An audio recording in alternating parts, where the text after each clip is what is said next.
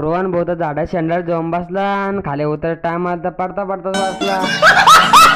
राम राम भावना, आज पण आपण मंगळवार शाळेतून सुट्टी घेऊन घेऊन तर पित्र होतं आपल्या तिथं, त्यामुळे अरे यार मला घरच्यांनी चिचा सांगितल्या त्या आणायच्या, आता त्या कुठं शोधायच्या म्हणलं. म्हणलं इथे एका ठिकाणी माहिती म्हणलं मला एक जाण ते पण सापडत नाही कन्नू. चला म्हणलं आपण तसं पुढे तर जाऊन भाऊ म्हणलं दिसलं एखाद्याचं आपल्याला. यार दिसलं रे भाऊ इथं आहे एका ठिकाणी, त्या चिंचेला पण चिंच आहे की नाही तर कन्नू खाली येऊन तर काही दिसून नाही राहिल्या, वर जाऊन तर बघू म्हणलं. आहे रे भाऊ आहे तर शेंड्यात आहे बर का थोड्याफार, त्या तोडून घातल्या मस्त खतरनाक डायरेक्ट शेंड्यात जेवून बसलो होतो भाऊ मी तर. गेली न पडू म्हणलं या व्हिडिओ काढायच ना, मी वरून चिचा देत होतो आणि बारकी मस्त जमा करत होती. सापडले भाऊ थोड्याफार तरी आपल्याला चालला मग आता घरी. अरे बापरे पाहू म्हणून त्यानं पण केलं वाटतं बघ घराच काम चालू, घर पाडणं चालू आहे त्याच्यातले का आता रोज चटके बांधणी मग आता. आणि सर्वांच्या घरासमोर एक तुळशी झाड असतं बघा, तसं आपल्या घरासमोर पण एक पवित्र असं तुळशी घरासमोर तुळशी झाड असले घराला मस्त शोभा. आपल्या महाराष्ट्रात तुळस या झाडाला खूप पवित्र मानले जाते आणि रोज त्याची पूजा केली जाते. आणि हे पण पहा इकडे हे सुंदर 2 झाड लावायला बघा आपण.